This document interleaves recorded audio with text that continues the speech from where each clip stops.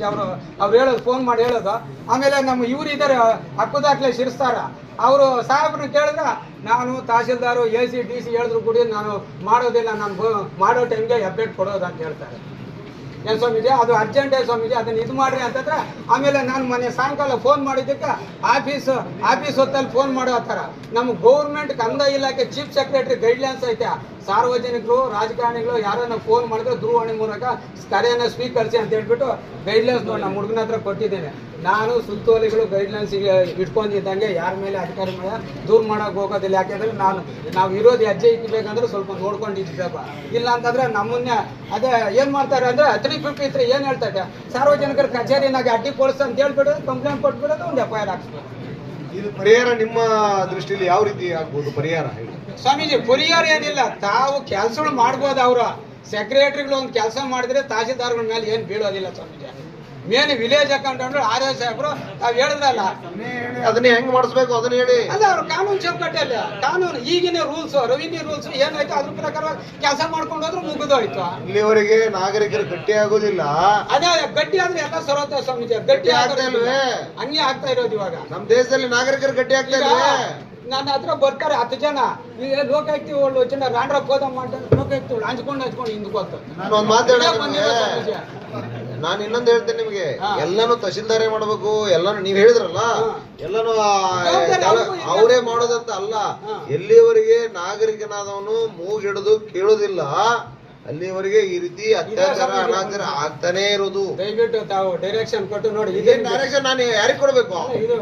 Direction ಅಲ್ಲ, ನಾನು ಹೇಳೋದು ನಾಗರಿಕರಿಗೆ ಗಟ್ಟಿ ಆಗಂತ ಹೇಳೋದು ನನಗ.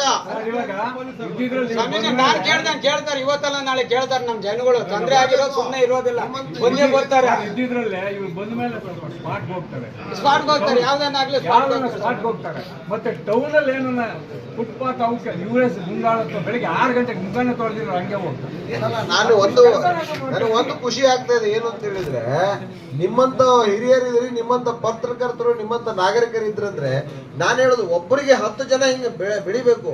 ಬೆಳೆದ್ರು ಅಂದ್ರೆ ಕೆಲಸ ಆಗ್ತದೆ. ಇಂಥವ್ರು 100ರಷ್ಟು ಬೆಳಿಬೇಕು. ಇಂಥವ್ರು ಅವಾಗ ಏನಾಗುತ್ತೆ, ಕೆಲಸಗಳಾಗ್ತವೆ. ಯಾಕೆ ಮಾಡಿಲ್ಲ ಅಂತ ಕೇಳೋರು ಬಂದ್ರು ಅಂದ್ರೆ, ಎಲ್ಲಿ ನಾನು ನಿಮ್ಮ ಹತ್ರ ವಿನಂತಿ ಏನು ಅಂದ್ರೆ, ನಿಮ್ಮಂಗೆ ಜನರನ್ನ ಬೆಳೆಸ್ಬೇಕಿಲ್ಲ, ಎಜುಕೇಟ್ ಮಾಡ್ಬೇಕು. ಅದು ನಿಮ್ ಜವಾಬ್ದಾರಿ. ಇಲ್ಲೇ ಇದ್ದಾರೆ ಕಾರ್ಯನಿರ್ವಹಣಾ ಅಧಿಕಾರಿಗಳು. ರಾಮಾಪುರ ಗ್ರಾಮದಲ್ಲಿ ಒಂದು 27 ಗುಂಟೆ ಜಮೀನಲ್ಲಿ 2004-05 ಇವು ಕಟ್ಟಿದ್ದಾರೆ ಅಂಗಡಿ ಮನೆಗಳು. ಬಟ್ ಇಲ್ಲಿಗೆ 19 ವರ್ಷ ಆಯ್ತು. ಮೊನ್ನೆ ನಾನು ಲೆಟ್ರೇಟಲ್ಲಿ ಒಂದು ಮನವಿ ಕೊಟ್ಟಿದ್ದೆ, ಸರ್ ಅಂಗಡಿ ಮನೆಗಳು ಹರಾಜು ಹಾಕ್ತೀರಿ ಸರ್, 500 ರೂಪಾಯಿ ಕೊಟ್ಟಿರೋದು ಅವತ್ತಿಂದ ಇವತ್ತುವರೆಗೂ ಅಲ್ಲೇ ಇದ್ದಾರೆ, ಇವತ್ತುವರೆಗೂ ಹಂಗೆ ಇದ್ದಾರೆ. ಸಾಹೇಬ್ರು ಹೇಳ್ತಾರೆ ಇವ್ರು ಖಾತೆ ಮಾಡುವಾಗ ಸ್ವಾಮೀಜ ನಮ್ಮ ಸಾರ್ವಜನಿಕರಿಗೆ ತೊಂದರೆ ಆಗ್ತಾ ಇರೋದು ಫಸ್ಟ್ ಪಾಯಿಂಟ್ ರೆವಿನ್ಯೂ ಡಿಪಾರ್ಟ್ಮೆಂಟ್. ಒಂದು ಯಾಕೆ ಅಂತೀರಾ, ಪೊಲೀಸ್ ಸ್ಟೇಷನ್ ಒಳಗೆ ಗಲಾಟೆಗಳು ಹೋಗ್ಬೇಕಂದ್ರೆ ನಮ್ಮ ರೆವಿನ್ಯೂ ಡಿಪಾರ್ಟ್ಮೆಂಟ್ ಇಂದಲ್ಲಿ ಇರೋದು. ಈ ನಮ್ಮ ವಿಲೇಜ್ ಅಕೌಂಟೆಂಟ್ RIಗಳು ಖಾತೆ ಮಾಡ್ಬೇಕಂದ್ರೆ ಅವರು ಯಾರು ಅರ್ಜಿ ಕೊಟ್ಟಿರ್ತಾರೆ ಅವ್ರು 3 ತಲೆಮಾರುಗಳು ವಂಶವೃಕ್ಷ ಪರಿಶೀಲನೆ ಮಾಡೋದಿಲ್ಲ. ಆಮೇಲೆ ಆ ಜಮೀನಿನ ಮೂಲ ಕಾಗದ, ಆಮೇಲೆ ಟಿಪ್ಪಣಿ, ಆಮೇಲೆ ಆಕಾರ ಬಂದು, ಆಮೇಲೆ ನಮ್ಮ ಕರ್ನಾಟಕ ಭೂಕಂದ ಅಧಿನಿಯಮ ಬಂದಿರೋದು 64-65ರಲ್ಲಿ. 65ರಿಂದ 2001-2ವರೆಗೂ ಹಳೆ ಪಾಣಿಗಳು ಪರಿಶೀಲನೆ ಮಾಡಬೇಕು. ಆಮೇಲೆ ಮುಟೇಶನ್ಗಳಿದ್ರೆ ಅದನ್ನು ಪರಿಶೀಲನೆ ಮಾಡಬೇಕು. ದಯವಿಟ್ಟು ಇವ್ಯಾವ ಇವರು ಪರಿಶೀಲನೆ ಮಾಡೋದಿಲ್ಲ ಸೌಮ್ಯ. ಯಾರೋ ಒಬ್ರು ಅರ್ಜಿ ಕೊಟ್ಟಿರ್ತಾರೆ, ಅದು ಇವಾಗ ಮೊನ್ನೆ ನಮ್ಮ ಸುಪ್ರೀಂ ಕೋರ್ಟ್ ಒಂದು ಜಡ್ಜ್ಮೆಂಟ್ ಕೊಟ್ಟೈತೆ 2023ರಲ್ಲಿ, ಹೆಣ್ಮಕ್ಳಿಗೂ ಸಮಾನ ಹಾಕಿದೆ ಅಂತ. ಇವ್ರು ಏನ್ ಮಾಡ್ತಾರೆ ಅಂದ್ರೆ, ನಮ್ಮ ಸಬ್ರಿ ರಿಸಾರ್ಟ್ಸ್ ಅಲ್ಲಿ ಯಾವ್ದಾದ್ರು ಒಂದು ದಾನ ಪತ್ರ, ವಿಭಾಗ ಪತ್ರ ಅಥವಾ ಹಕ್ಕು ನಿವೃತ್ತಿ ಪತ್ರ ರಿಲೇಟೆಡ್ ಆದ್ರೆ ಆ ರಿಲೇಟೆಡ್ ಪ್ರಕಾರವಾಗಿ ಜೇನಮನೆ ಅಂತ ಪಾಸ್ ಆಗ್ತೈತೆ. ಆ ಜೇನಮನೆ ಭೂಮಿ ಕೇಂದ್ರದಲ್ಲಿ ತೆಗೆಯೋದಿಲ್ಲ. ಆ ಜೇಮನೆ ಪ್ರಕಾರವಾಗಿ ಖಾತೆ ಮಾಡಬೇಕು ಅಂತ ನಮ್ಮ ಹೈಕೋರ್ಟ್ ಆರ್ಡರ್ ಇದೆ ನನ್ನ ಹತ್ರ, ಗೈಡ್ಲೈನ್ಸ್. ನಾನು daily high court order, supreme court order judgement ನೋಡ್ತಾನೆ ಇರ್ತೇನೆ. ಯಾಕೆಂದ್ರೆ ನಾನು ಒಬ್ಬ RTI ಕಾರ್ಯಕರ್ತ. ನಾನು ಎಲ್ಲಿ ಇದು ಸಾರ್ವಜನಿಕರಿಗೆ ಹಿತಾಸಕ್ತಿ ಧಕ್ಕೆ ಆಗ್ತೈತೋ, ಆಮೇಲೆ ಈ ಫೋರ್ಜರಿ ಖಾತೆಗಳು ಮಾಡಿರೋದು, ಆಮೇಲೆ ಸರ್ಕಾರಿ ಜಮೀನುಗಳು ಇವಾಗ ಯಾರೋ ಬೆಂಗಳೂರಿಂದ ಒಬ್ಬ ಬಿಲ್ಡರ್ ಬಂದಿರ್ತಾನೆ, 5 ಎಕರೆ ಜಮೀನು ಕೊಂಡ್ಕೊಬಿಡ್ತಾನೆ, ಮುಗ್ಲಾಗ 3 ಎಕರೆ ಇರ್ತೈತೆ, ಅದನ್ನ ಅಷ್ಟಾಗ್ಲೂ ಕಾಂಪೌಂಡ್ ಹಾಕೋಬಿಡ್ತಾನೆ. ಈ ನಮ್ಮ ವಿಲೇಜ್ ಅಕೌಂಟ್ ಸೆಕ್ರೆಟರಿಗಳು ಯಾರನ್ನು ಒಳಗೆ ಹಾಕೊಂಡು ಪಾಣಿ ಬರ್ಸ್ಕೊಬಿಡೋದು, ಅದನ್ನ 8 ಎಕರೆ ಖಾತೆ ಮಾಡ್ಕೊಬಿಡೋದು. ಇದು ನಮ್ಮ ರೆವಿನ್ಯೂ ಡಿಪಾರ್ಟ್ಮೆಂಟ್ ಅಲ್ಲಿ ಆಗ್ತಾ ಇರೋದು. ಇವರು ಅಕ್ಸೆಪ್ಟ್ ಮಾಡೋದಿಲ್ಲ, ಅವ್ರ ಮೇಲೆ ಆಕ್ಷನ್ ತಗೊಳ್ಳಲ್ಲ. ದೂರ್ ಕೊಟ್ಟಿರೋರ್ ಮೇಲೆ ಹೆಸರು ಹೇಳ್ಬಿಡ್ತಾವಲ್ಲ ಹೋಗಿ, ಅವ್ರು ಬಂದು ನಮ್ಗೆ ಧಮಕಿ ಹಾಕೋದು, ಈ ತರ ಎಲ್ಲ ನಡೀತಾ ಇದಾರೆ ಸರ್.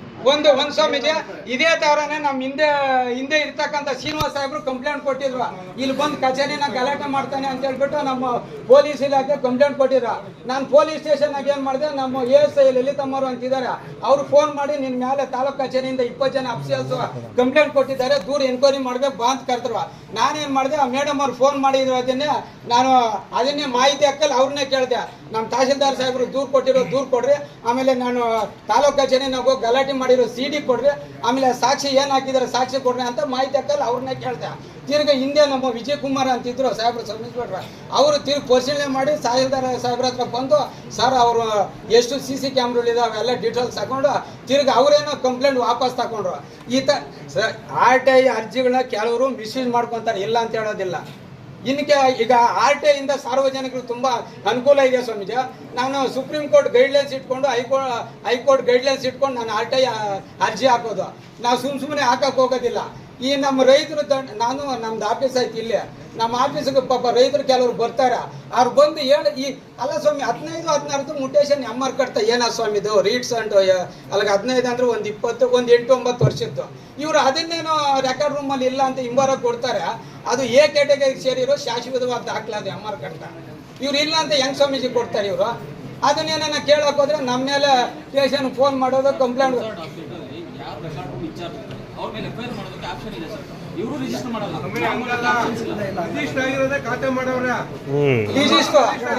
ಇದೊಂದು.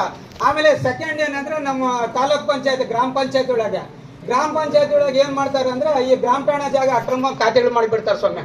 ಈ ನೋಡ ಅಲ್ಲಿ ಸ್ವಾಮೀಜಿ ಬಿಲ್ ಕಲೆಕ್ಟರ್ ಅಂತ ಇರ್ತಾರೆ ಪಂಚಾಯತ್ ಒಳಗೆ. ಬಿಲ್ ಕಲೆಕ್ಟರ್ ಗೊತ್ತಿರೋ ಸೆಕ್ರೆಟರಿ ಗೊತ್ತಿರೋದಿಲ್ಲ, ಸೆಕ್ರೆಟರಿ ಗೊತ್ತಿರೋದು PDO ಗೊತ್ತಿರೋದಿಲ್ಲ, PDO ಗೊತ್ತಿರೋದು ಇವಾಗ ಗೊತ್ತಿಲ್ಲ.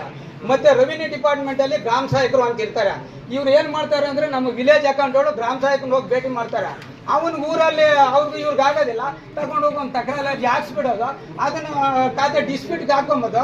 ಇಲ್ಲಿ ನಮ್ಮ ತಹಶೀಲ್ದಾರ್ಗಳು AC ಸಾಹೇಬ್ರು DC ಸಾಹೇಬ್ರು ಏನ್ ಮಾಡ್ತಾರೆ ಅಂದ್ರೆ ಸಿವಿಲ್ ಕೋರ್ಟ್ ಅಲ್ಲಿ ಸಿವಿಲ್ ಕೋರ್ಟ್ಗೆ ಬಗೆಹರಿಸ್ಕೊ ಹೋಗ್ರಿ ಅಂತ ಸಾರ್ವಜನಿಕರಿಗೆ ಹಿಂಬಾರ ಕೊಟ್ಬಿಡ್ತಾರೆ ಸ್ವಾಮಿ. ಇದು ನಮ್ಗೆ ತುಂಬಾ ತೊಂದರೆ ಆಗ್ತೈತೆ. ದಯವಿಟ್ಟು ಇದನ್ನ ಸ್ವಲ್ಪ ಡೈರೆಕ್ಷನ್ ಕೊಟ್ಟು, ನೆನ್ನೆ ನಾನು ಹೇಳಿದ್ನಲ್ಲ 29ನೇ ಸರ್ವೆ ನಂಬರ್ ಸಾಹೇಬ್ರು ನೆನ್ನೆ ರಿಸಿಪ್ಟ್ ತಗೊಂಡು ಫ್ಲಾಗ್ ಮಾಡಿಕೊಟ್ರು. ಅದನ್ನ ನಮ್ಮ ಭೂಮಿ ಕೇಂದ್ರದಲ್ಲಿ ಭೂಮಿಕೆ ಅಂಬರು ಅದನ್ನ ಬ್ಲಾಕ್ ಮಾಡೋ ಸರ್ಟಿಫಿಕೇಟ್ ಕೊಡಮ್ಮ ಅಂದ್ರೆ ಇದುವರೆಗೂ ಕೊಟ್ಟಿಲ್ಲ. ಕೇಳಿದ್ರೆ ಕೊಡಕ್ ಬರೋದಿಲ್ಲ ಅಂತ ಹೇಳ್ತಾರೆ ಸ್ವಾಮೀಜಿ. ಇದು